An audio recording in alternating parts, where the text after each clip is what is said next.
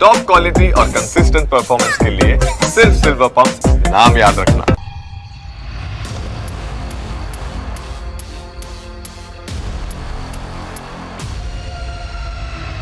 साक्ष्यों पर सवाल खड़े किए जा सकते हैं, कहानियों पर शक किया जा सकता है, लेकिन उस गुफा में आग लगती है, इस पर किसी को संदेह नहीं था।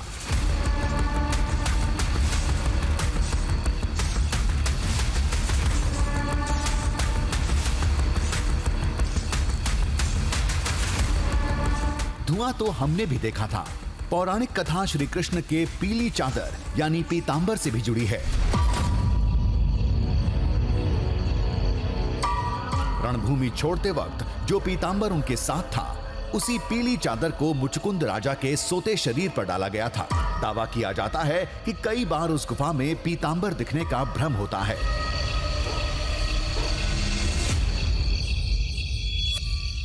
ओकर लीला अभी भी है।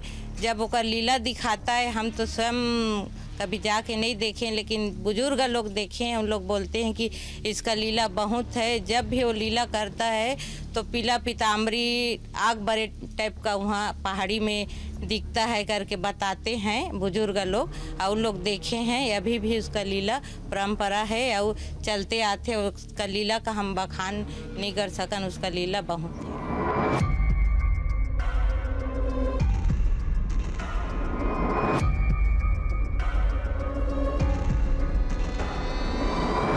आखिर उस गुफा में ऐसा क्या है जिसकी वजह से अंदर जाने वाली हर चीज भस्म हो जाती है?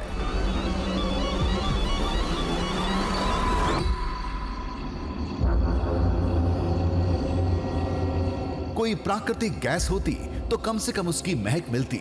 गुफा भी पूरी तरह बंद नहीं है, फिर आग कैसे लगती है?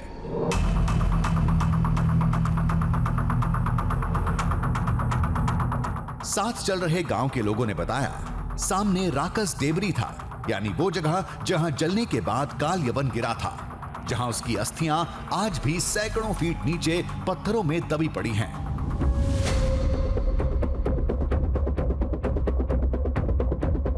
भैया ये वही स्थान है जहां पे काल यवन गिरा था। अच्छा। हाँ, इसको हम लोग छत्तीसगढ़ी में या अपना स्थानीय भाषा में इसको रक्षा डबरी बोलते हैं। रक्षा मतलब राक्षस और डबरी मतलब होता है तालाब। ये गड्ढा है, इस कारण से इसको रक्षा डबरी बोलते हैं। ओह, ये पूरा हिस्सा जहाँ पेड़ पौधे हैं। पेड़ पौधा अभी तो बहुत झाड़ी हो गए बारिश की वजह से। हाँ। तो एक जो गड्ढा है उन्हीं का गिरा हुआ स्थान है। ओके।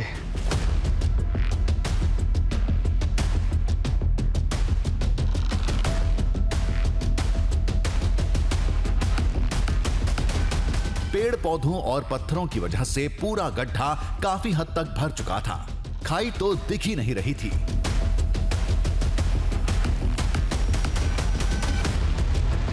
लेकिन आगे बढ़ते ही इस बात का एहसास हो गया कि हम हड्डियों के ढेर के बीच खड़े थे।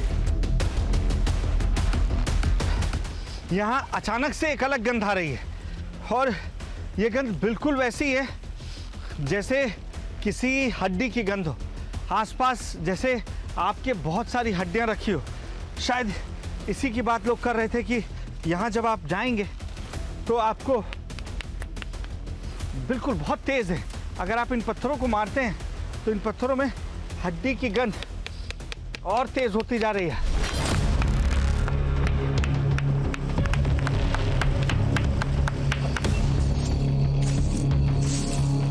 माना यही जाता है कि हड्डियां जीवाश्म के रूप में चट्टानों में समा चुकी हैं, जिनकी महक बारिश के मौसम में आती रहती है।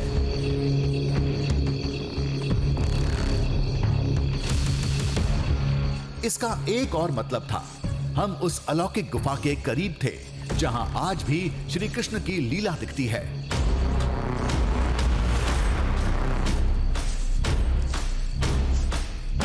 जहां आज भी मुचकुंद राजा की दिव्य शक्ति जिंदा है, जिसकी वजह से जो भी गुफा में जाता है भस्म हो जाता है।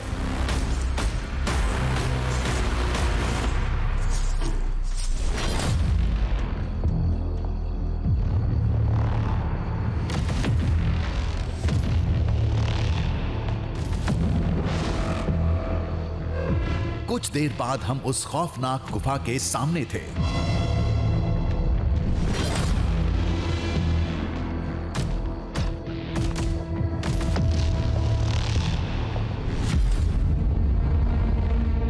उसे देखते ही गांव वाले की बोलती बंद हो गई।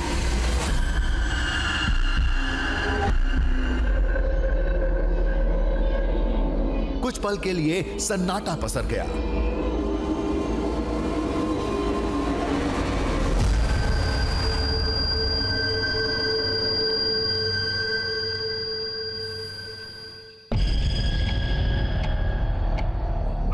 हम अंदर कदम रखने ही वाले थे कि गांव वाला जोर से चिल्लाया, वहाँ नहीं जाना है, वहाँ जाने से भस्म हो जाते हैं। ये मतलब मैं उस जगह पर पहुंच चुका हूँ। हाँ, लेकिन अंदर जाना मना है भैया। आप मत जाओ, भस्म हो जाओगे। अंदर आग लग जाती। अंदर आप नहीं जाएंगे चाचा? हम लोग नहीं जा आग सकते। लग जाता है वो।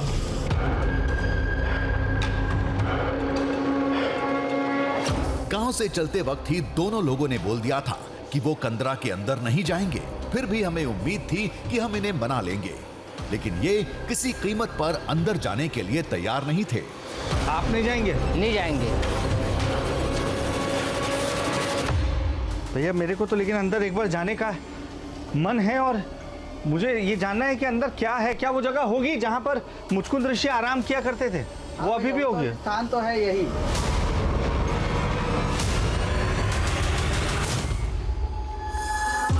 फिर भी किसी तरह हमने एक शख्स को तैयार कर लिया।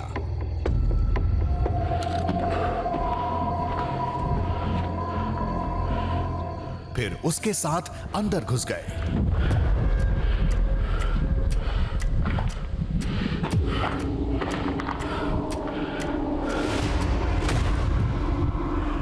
कहते हैं पहले ये बहुत लंबी गुफा थी, अब बेहद छोटा हिस्सा ही बचा है।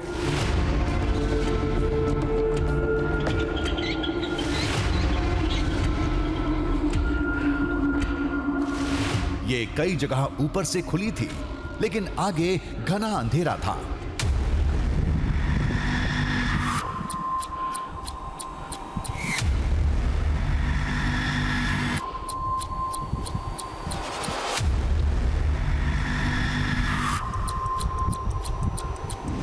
इस गुफा में आप देखिए कि आपको तमाम जड़ें ऊपर के पेड़ों की नजर आ रही हैं, जो बताता है कि ये कितनी पुरानी गुफा है।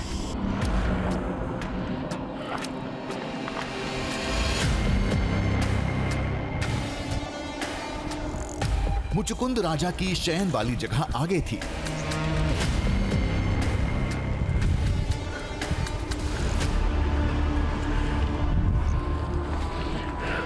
कहते हैं आग लगने वाली घटना उसी जगह होती है।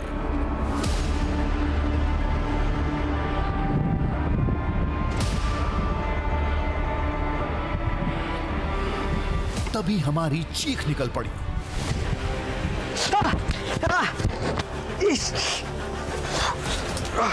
ये जल रहा है, मेरे सीने में एकदम तेज जलन हुई है।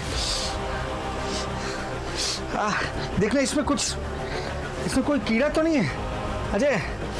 बहुत तेज जलन हो रही है, इसको पकड़ना यार।